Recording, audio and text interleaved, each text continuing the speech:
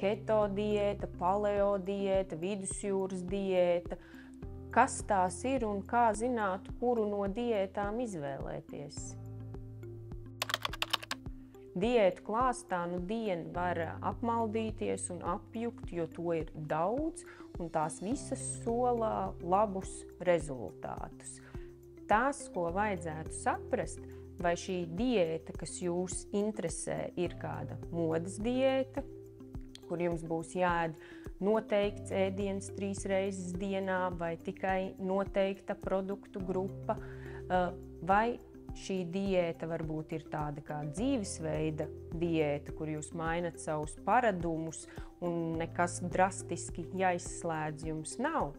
Vai varbūt konkrētā diēta ir specifiskām slimībām un tikai pie specifiskām indikācijām.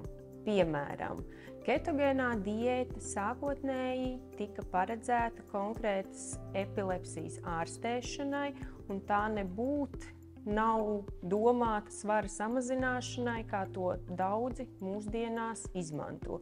Protams, tai var būt arī citas slimības, citas indikācijas, bet es nekādā gadījumā to nerekomendētu vienkārši svara samazināšanai. Vidusjūras diēta lielākai daļai no mums jau ir pazīstama, un šī būs vairāk tāda kā dzīvesveida diēta, kur mēs ēdam pilnvērtīgas maltītes, iekļaujam teju visus produktus, visas uzturvielu grupas un drastiski ievērojumi mums nedraud.